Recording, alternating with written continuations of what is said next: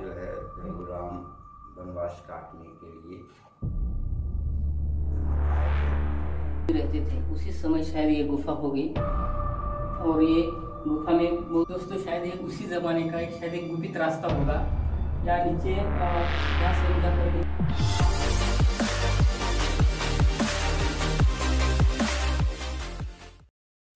दोस्तों नमस्कार। आज की सफर एक ऐतिहासिक वास्तु की तरफ जा रहे हैं जो एक इतिहास के पन्नों में अजिंक्य था। 6 साल तक वहां लड़ाई हुई, लेकिन औरंगजेब के हाथ ये किला कभी नहीं आया।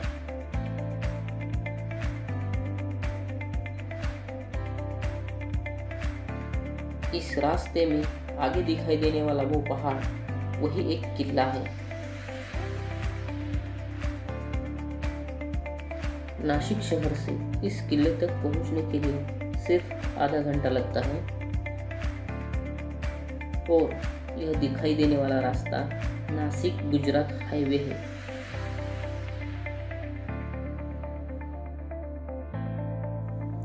इस रास्ते से यह किले का दृश्य बहुत ही सुंदर दिखाई देता है।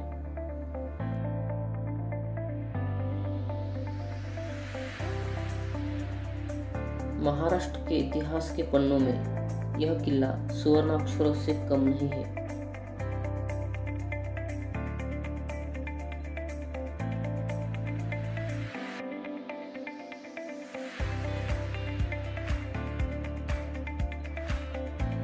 इस हाईवे से राइट साइड में ही यह किला है। आखिरकार हम इस किले के निचले दरवाजे पर पहुंच ही गए। ये देखो,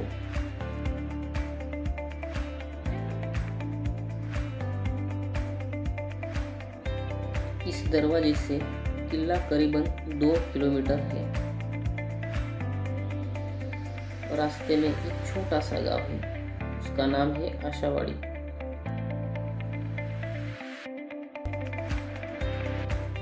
आखिर हम इस किले के पास पहुंच गए। यहाँ पार्किंग की व्यवस्था की गई है।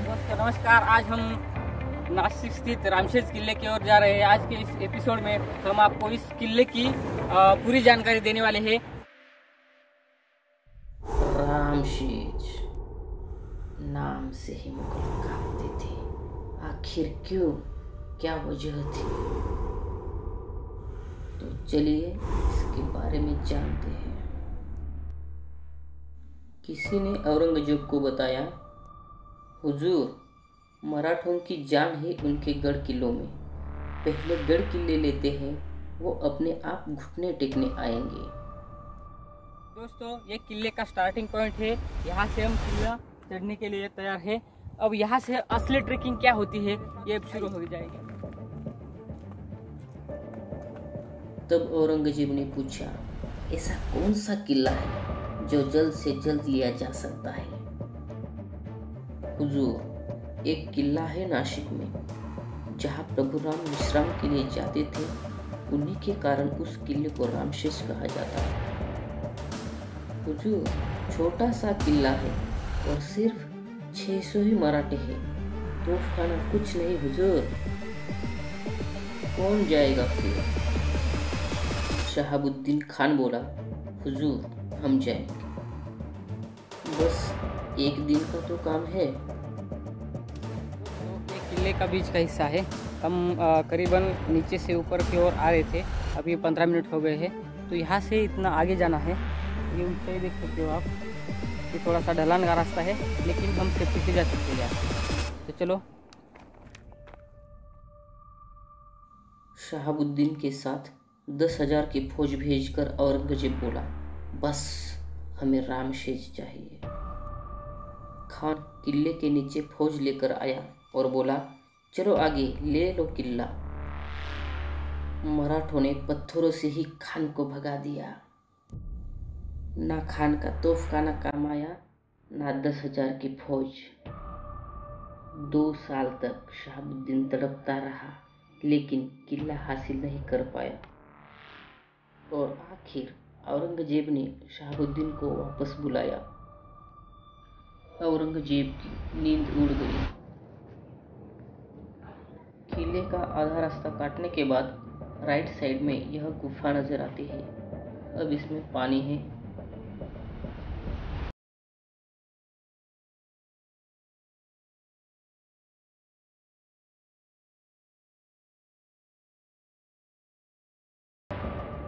शहाबुद्दीन के बाद औरंगजेब ने फतेह खान को किला फतेह करने के लिए भेज दिया। फतेह खान 20,000 की फौज लेकर आया। फतेह खान भी बहुत परेशान हो गया। किला जीतने का कोई निशाना नहीं था। आखिरकार वह भी हार गया। फतेह खान के हारने के कारण औरंगजेब को बहुत गुस्सा आया। उसने कासम खान को भेजा। फिर से लड़ाई शुरू। 4 साल, 5 साल, 6 साल हुए, फिर भी किला मराठे नहीं हारे। आखिर रामशेज अजिंक्य ही रह गया। औरंगजेब का सपना आखिर सपना ही रह गया।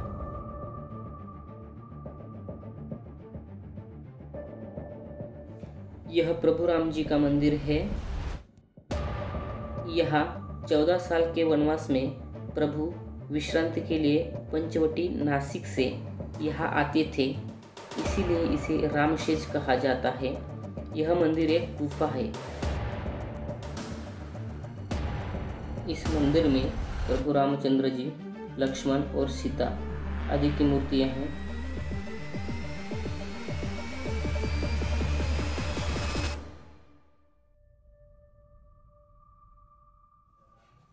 यहाँ जो है प्रभु राम वनवास काटने के लिए यहाँ आए थे। तो यहाँ कुछ सब समय यहाँ भगवान ने बिताया। यहाँ पर राम भगवान का कर्मकुटी थी पुरानी। यहाँ भगवान कुछ समय रहे। यहाँ राम लक्ष्मण दोनों वन घूमने जाते थे। सीता जी यहीं रहती थी। तो यहाँ पर प्रभु राम ने वनवास निकाला है और शिवाजी महाराज रहे। भगवान लक्ष्मण जी ने बाण मारा, बाण गंगा प्रकट करी।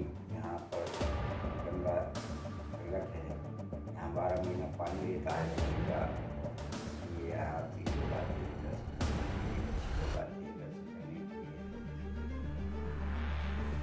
लोग लेके आते हैं। अकेले ही रहने पड़ता है। दोस्तों, राम मंदिर के लेफ्ट साइड में एक छोटी सी गुफा है। इस गुफा में अब हम चलते हैं।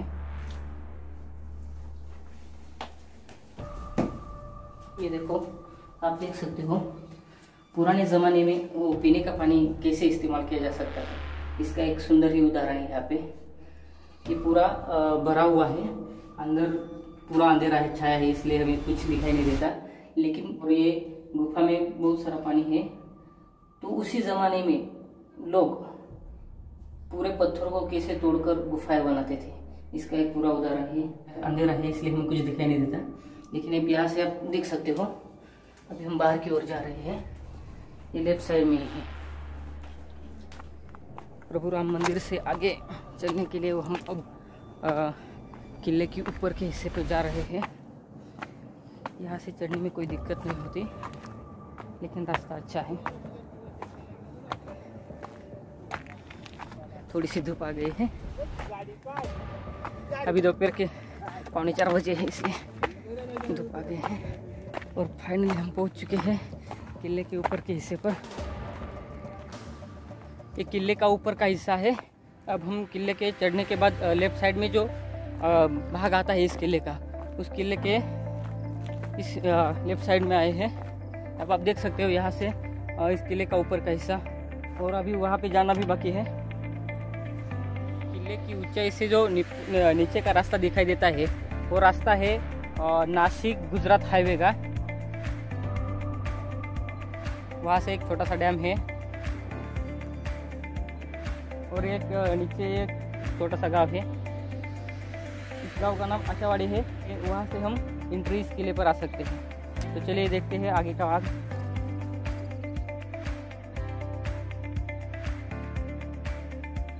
पुराने ज़माने में इस पत्थर की जगह का इस्तेमाल पानी की टंकी बनाने के लिए किया जाता था। आप देख सकते हो यहाँ पे छोटे छोटे गड्ढे हैं। इसी गड्ढे का कारण ये हो सकता है कि कुछ वस्तुएं बनाना चाहते थे।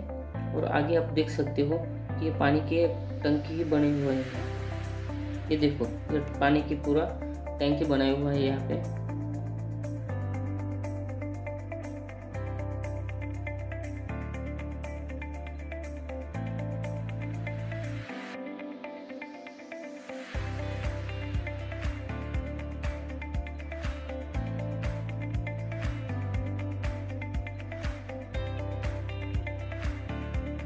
किले के आगे की ओर जाते समय एक बहुत ही बड़ा ध्वज दिखाई देता है। आज भी वह ध्वज रामशेष के इतिहास का साक्षी है। वह कहता है कि रामशेष अजिंक्य ही था, अजिंक्य ही है।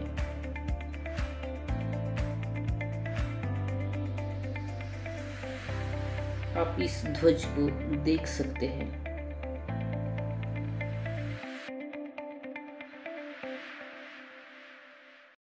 दोस्तों, ये पानी पीने के लिए बनाया गया एक टैंक है, बहुत ही बड़ा है।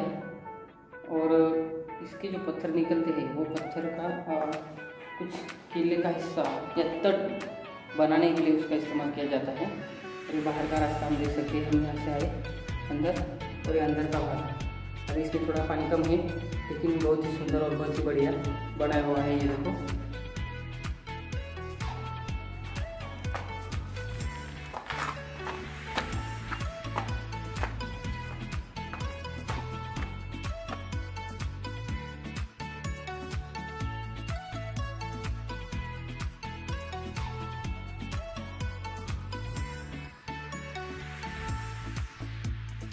इस किले का यह भाग बारिश का पानी बहता हुआ उस पानी के टैंक में जा सके, इसीलिए शायद बनाया होगा।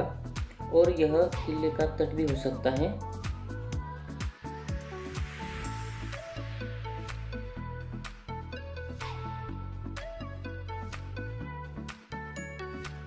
अब आप किले का यह नज़ारा देख सकते हो।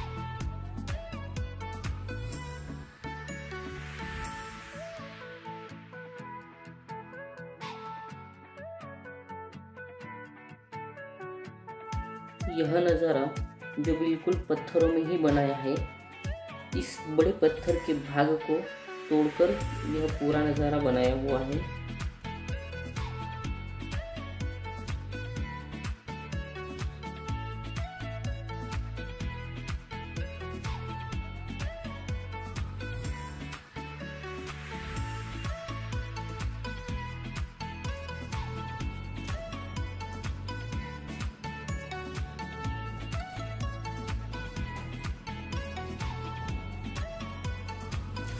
दोस्तों, शायद ये उसी जमाने का शायद एक गुपित रास्ता होगा। या नीचे यहाँ से हम जाकर नीचे एक छोटी बड़ी गुफा है, वो हमने पहले बताई थी। और वो नीचे एक रास्ता दिखाई देता है हमें। शायद उसी जमाने से यहाँ से नीचे उतर कर यहाँ से हम भाग सकते हैं। आप देख सकते, ये पूरा एक पत्थर में बना हुआ है।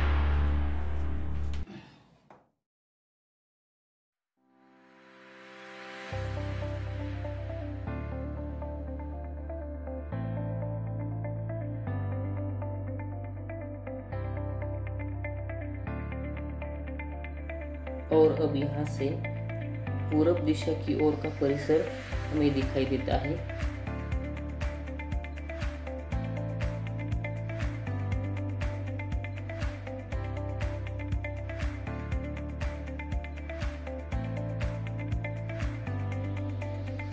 यह किले का दरवाजा है।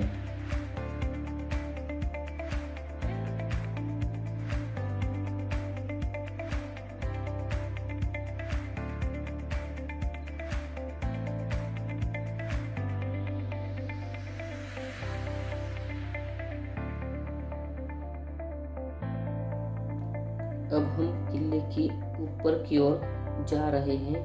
जो सबसे ऊपर का जो भाग है उसी की ओर हम जा रहे हैं।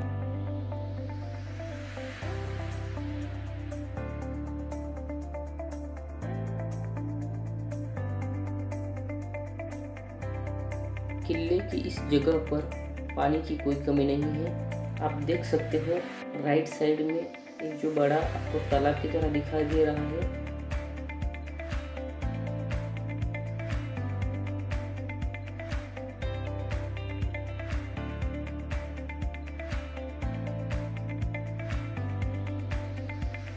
और यहाँ पे बहुत ही बड़े पानी के टैंक बनाए हुए हैं।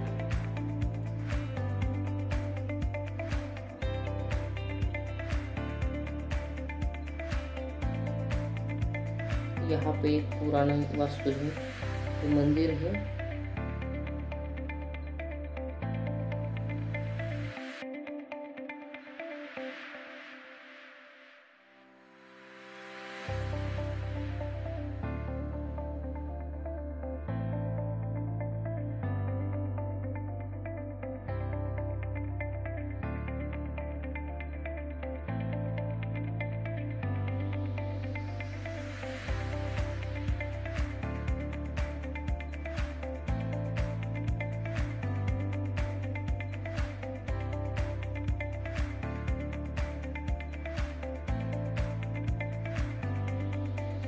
यह किले का सबसे ऊपर का भाग है, और इस किले के ऊपर के भाग में वहाँ पे भी एक पानी के 2-3 बड़े बड़े टैंक बनाए हुए हैं। और हाँ, उसी जगह पर एक बहुत बड़ी पुरानी वास्तु थी। आज के ज़माने में या आज वो हमें देखने को नहीं मिलती है, सिर्फ उस वास्तु के कुछ अंश ही बचे हुए हैं।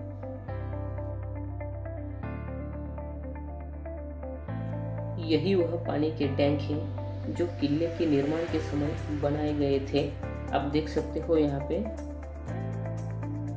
इस किले पर पानी की कोई कमी नहीं है, हर समय यहाँ पे पानी मिलता है।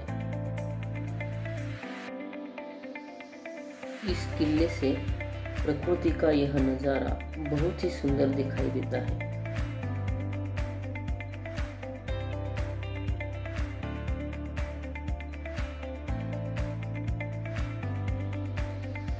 इस किले के पास छोटे मोटे ये पर्वत हैं, आज ही इस किले के इतिहास के गवाह हैं।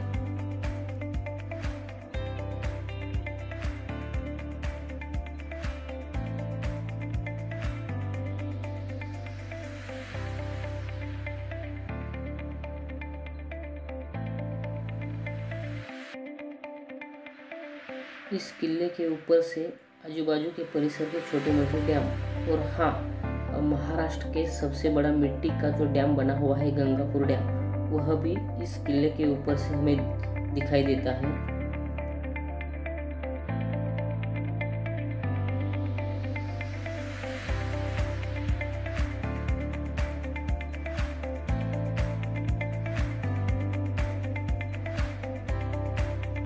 किले का ऊपर का हिस्सा है, सबसे ऊपर यहाँ से नासिक का पूरा नज़ारा दिखाई देता है। तो देख सकते हो आप, छोटे छोटे डैम हैं, सभी यहाँ से दिखाई देते हैं। दोस्तों, शाम के 5 बज चुके हैं। फाइनली हम यहाँ से नीचे उतरेंगे अभी। दोस्तों, ये ढलान बहुत ही खतरनाक है। चढ़ने के लिए यहाँ पे कोई दिक्कत नहीं होती, लेकिन जब हम उतरते हैं यहाँ से तो पैर थके होते हैं। इसी कारण हम थोड़े से यहाँ पे घबरा जाते हैं, लेकिन घबराने का कोई कारण ही नहीं है। धीरे धीरे नीचे हम जा सकते हैं।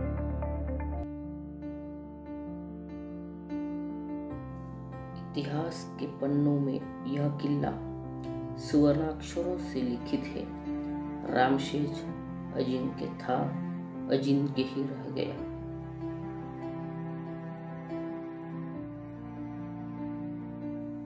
हजारों साल पुरानी हमारी ऐतिहासिक वास्तुएं आज उदास होकर देख रही है।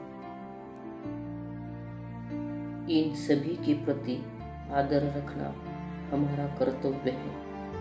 आने वाली 100 पीढ़ियां तक इस ऐतिहासिक वास्तु की कथाएं गूंजती रहनी चाहिए। ऐसे ऐतिहासिक वास्तुओं को अगर हमने आज सुरक्षित नहीं रखा तो आने वाली हमारी पीढ़ियां सिर्फ इनकी कथा ही सुनेगी। शायद आने वाली पीढ़ियों को बताना पड़ेगा कि यहाँ एक किला था, यहाँ एक इतिहास था जो इतिहास हमारे पूर्वजों का था, और उस इतिहास के साक्षी ये छोटे मोटे पर्वत, ये मैदान, ये पेड़, ये नदियाँ सिर्फ देखते ही रह जाएंगे।